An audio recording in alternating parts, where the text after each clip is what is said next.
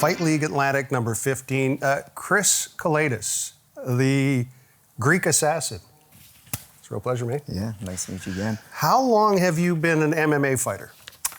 2009 was my first MMA fight in the Amherst Stadium, I think. Okay. Yeah. And what have you been doing the last 5 years?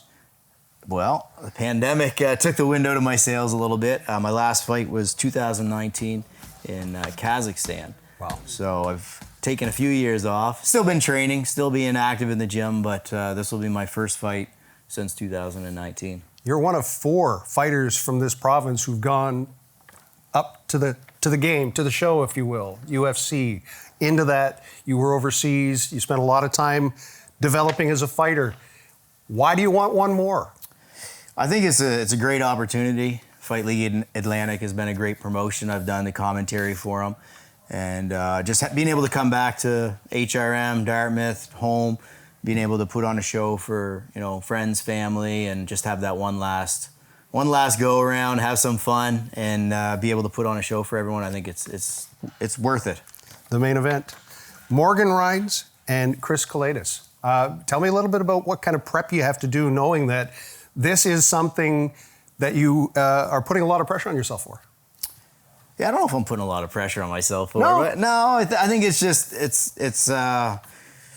so many times now, like my body is just, and my mind has just kind of went right back to where it needs to go. And just having fun with it, having fun with the training. That's what I've always enjoyed, is just the process of it. And I think that's what helps me get through and helps me enjoy it and just get ready for the fight. So, the preparation, I've been, bouncing around at different gyms. We're here at Halifax BJJ Society. This is kind of like my home base, but I've had a lot of different fighters come in, been to a few different gyms too. So the process has been, it is what it is. It's hard work, but it's enjoyable at the same time for me. At 135 pounds, where were most of your other fights? Same weight?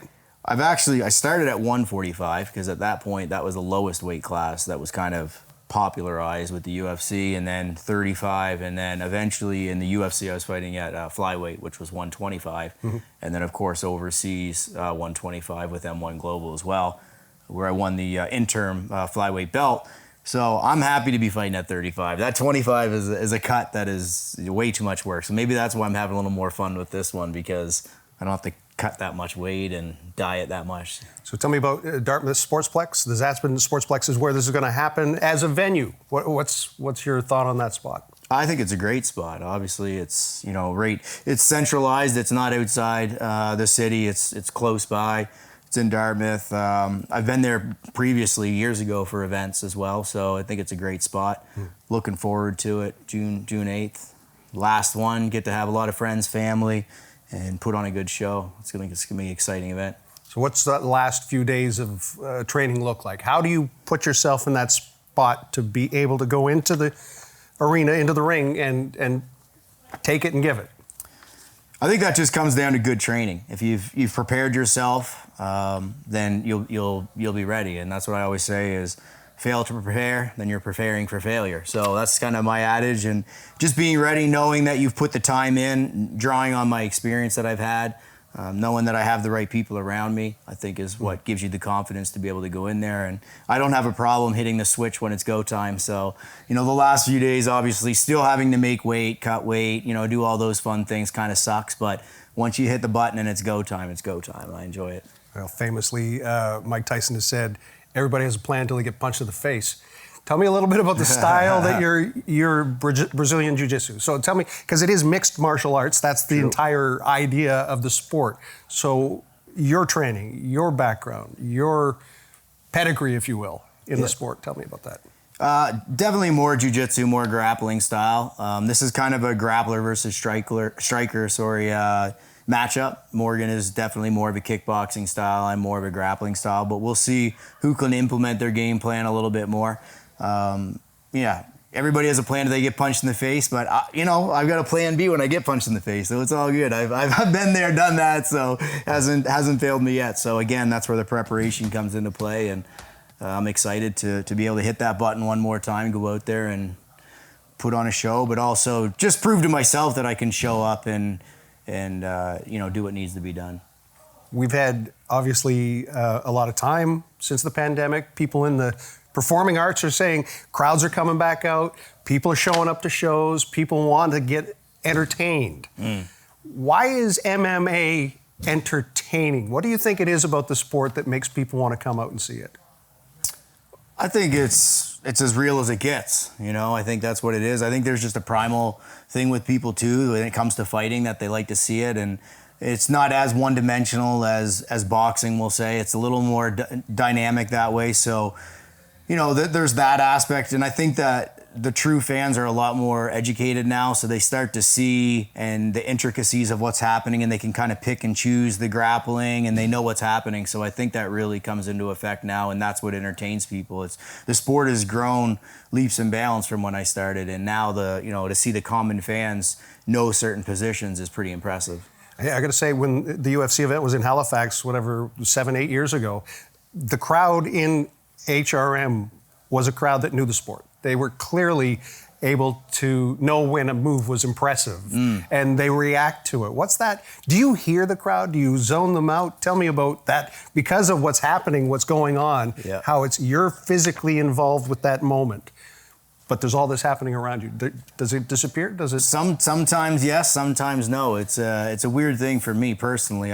Sometimes you just zone right out, and you don't. All you focus on is the voice of your corner or whoever is giving instructions, and then sometimes you do hear the intricacies of people yelling and screaming, and it's a weird dynamic to be in when you're in there in that organized chaos, so to speak. But you definitely hear the crowd. Sometimes you hear the crowd when they're cheering for the other guy. Sometimes you hear it when you're for yourself. But it's keeping your focus in those moments too. But it's always good to hear the cheers from the crowd, and it's motivating and definitely gives you a little pump.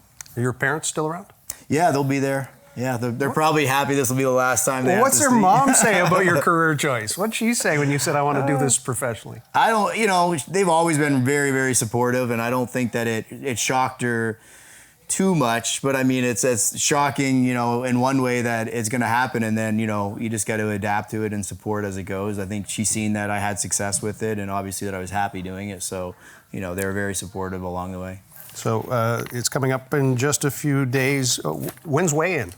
It'll be Friday, okay, the 7th. So then weigh-in happens. What happens between weigh-in Friday and fight night Saturday for you? Just lots of eating and drinking water and rehydrating and just relaxing and just getting the mind right, really. At that point, it's all, even up until this point, a lot of the work with the body is done, and you're just kind of starting to slow the pace down, recover a little bit. We'll have the weight cut, and then just rehydrate, get ready, and focus. You're 43 years old? 43, yeah. How does that compare? I don't know how old your competitor is, but how is that when you're scaling this sport and where you fit within those who are just starting and a seasoned professional like yourself? Yeah, for sure. I mean, I was old when I started this game, actually. So even in the UFC, I was old for what it was. I'm 43, but I like to say I'm a young 43, so I'm a 38 maybe. Okay. Morgan, I'm not really exactly sure. I think he's mid-30s, so he's definitely younger. But, for the last 10 years, I've been fighting guys that are 15, sometimes almost 20 years younger than me. So they could be my kids. So, you got to use my old man strength, my experience, like you said, and just draw on that. And in the fight, I don't see it as big of a deal. It's more in the preparation and just, the recovery and all those aspects that as you get older, you're not quite the spring chicken that you once were. But I'm getting through it, and I'm still enjoying the process. So, right. It's again, it's my last one, so I'll be happy with that too. Win or lose, this is it?